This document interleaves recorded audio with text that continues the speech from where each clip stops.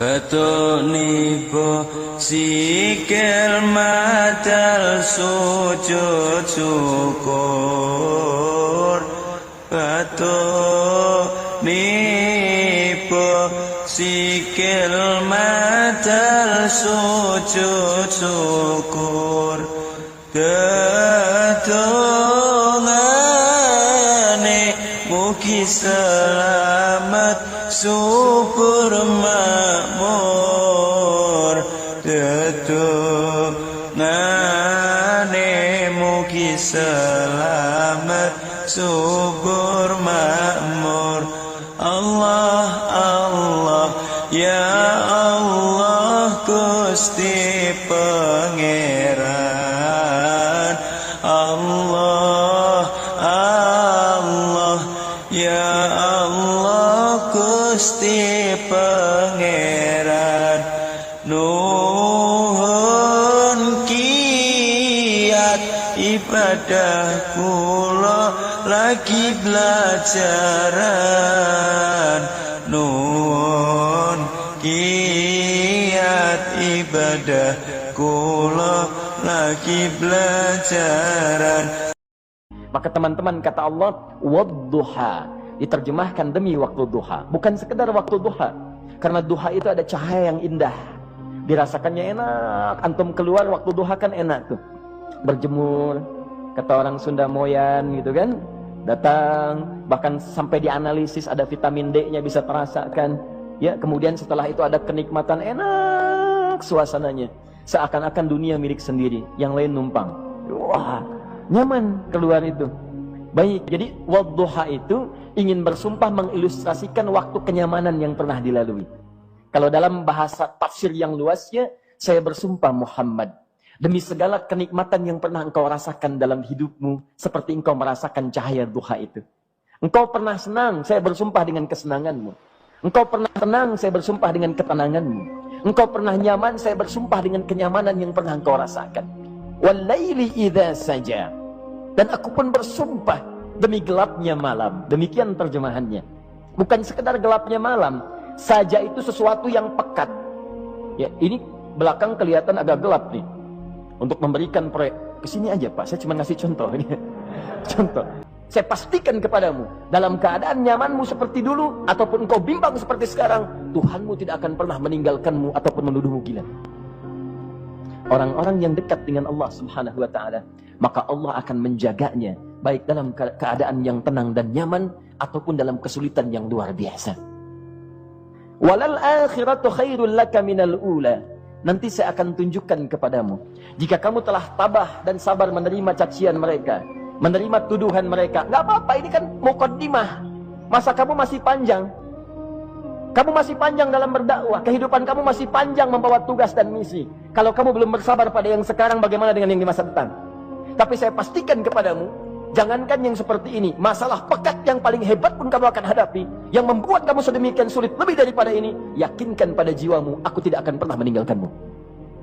Ini prinsip dalam kehidupan kita. Jika Anda menggantungkan hidup kepada Allah, Anda bersandar dengan baik kepada Allah, maka ayat ini akan mengatakan, teman-teman sekalian, Allah tidak akan pernah meninggalkan Anda dalam setiap kehidupan Anda. Nanti, sekarang perjuangan, kata Allah, walal akhiratu khairul laka minal ula. Nanti saat kamu tiba di akhirat, saya akan tunjukkan kepadamu ada yang lebih hebat yang tidak pernah engkau rasakan sebelumnya saat di bumi. Tidak akan ada lagi kesulitan yang kamu hadapi. Tidak akan ada lagi cacian yang kamu kemudian hadapi. Tidak ada lagi kemudian tuduhan yang kemudian kamu rasakan. Aku akan berikan apapun yang kamu inginkan sampai kamu puas. Wala sawfa yu'tika rabbuka fatarda. Nanti kamu pengen apapun, aku berikan. Kalau saufa masih ada jeda, ya. Kalau bahasanya wa yu'tika mungkin seketika. Tapi ketika mengatakan saufa, artinya bukan saat ini Muhammad. Sekarang pun aku berikan, tapi nanti yang di akhirat aku berikan sampai kamu merasa puas. Ayo minta apa saja. Hadir, hadir, hadir, hadir. Tapi yang paling indah, kalau kamu tidak percaya, alam yajidka yatiman fa'awa. Cobalah ingat, kalau sekarang sedang susah, coba ingat dulu. Bukankah saat kamu yatim, aku yang merawat sampai kamu tidak merasakan kegelisahan itu? Lahir bapak tidak ada, aku cukupkan dengan kakek. Kakek meninggal. Jikalau kamu sudah begini lagi, jangan pernah kamu bentak orang lain. Jangan pernah merendahkan orang lain, karena Allah pun menjaga setiap hamba sepanjang ia mendekat kepadamu. Setelah itulah turun kemudian surah Al-Insyirah. Alam nashrah laka sadra. Antum kenal Nabi Musa? Baik. Tapi agak lumayan lah. Tadi saya di Soreang kenal Fir'aun, di sini Musa. Baik, alhamdulillah.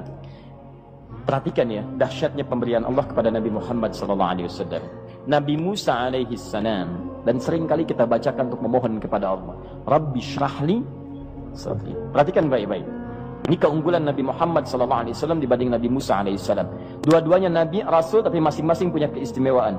Musa, Nabi, berdakwah, memohon kepada Allah kelapangan hati. Rabbi syrahli sadri. Ya Allah, tolong lapangkan hatiku nih. Kenapa mesti lapang? Karena pasti Musa merasakan nih, saya tahu betul karakter Fir'aun. Belum apa-apa sudah memaki. Kalau orang yang hatinya tidak lapang, tidak akan tahan dengan makian, keluarlah kemudian balasan yang tidak digambarkan sebelumnya. Fir'aun itu kasar. Kasarnya bukan sekedar kasar, bahkan saking kasarnya bisa berujung pada eksekusi kematian. Saya contohkan tadi di sore yang ini, saya nggak suka dengan rambutnya nih, kata Fir'aun. Bukan nyuruh nyukur mas, tolong pisahkan kepala dari badannya. Gitu gayanya tuh Fir'aun. Ya, bukan nggak ngenakin, susah dengan Fir'aun itu.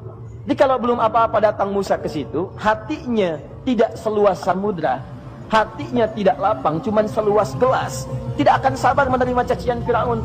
Begitu datang dicaci, dasar anak gak tahu diri, gak tahu malu, sudah saya rawat begini. Ya Allah, saya bosan dengannya, matiin aja sekarang. Musa Nabi berdoa dikabulkan. Cuman kalau Fir'aun kemudian ajalnya misal wafat pada saat itu, tidak akan jadi contoh kepada kita untuk kekinian. Bagaimana orang yang bebal untuk bertobat kepada Allah Subhanahu wa ta'ala. Bagaimana penyimpangan dalam kedudukan. Bagaimana dia kemudian akrab dengan pengusaha yang gelap. Di pengusaha gelap berpartner dengan penguasa zalim. Sudah ada dari dulu. Pengusahanya disebut dengan Qarun.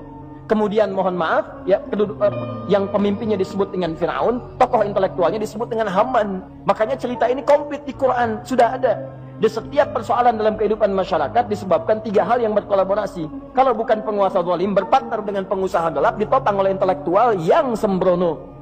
Itu persoalan. Jadi kalau ada sekarang intelektual menyalahgunakan kepintarannya, dia terlambat, sudah ada Haman dulu. Dan gak usah bersaing, dia bisa bikin piramida, Anda belum tentu bisa membuatnya. Kalah Anda, masih kalah hebat. Ya, jadi kalau dititipkan sesuatu jangan disimpangkan. Yang ingin saya sampaikan, Musa mengatakan Rabbi syrahli. Indah jawabannya. Lah katanya, tolong jangan lakukan. Innahum qaumun la ya'lamun. Mereka belum paham saja. Mereka belum mengerti. Tolong jangan lakukan. Aku bermohon kepada Allah. Boleh jadi nanti di masa depan akan ada hamba-hamba terbaik yang lahir dari bumi Taif ini. Kemudian beliau berkata, Rabbi, ila man takilluni? A'ila qaribin yu'limuni? Am ila ba'idin yu'dhini? Fa'ana radin ma lam taghdab ilayya. Ya Allah, kemana lagi engkau akan utus aku untuk berdakwah setelah peristiwa ini? Apakah tempatnya lebih dekat aku jangkau sekarang, tapi di situ aku akan disakiti lagi? Ataukah jaraknya masih jauh, tapi di tempat itu aku akan dizalimi lagi? Aku ridha ya Allah dengan itu semua, asalkan engkau tidak marah kepadaku. Asalkan engkau tidak marah kepadaku.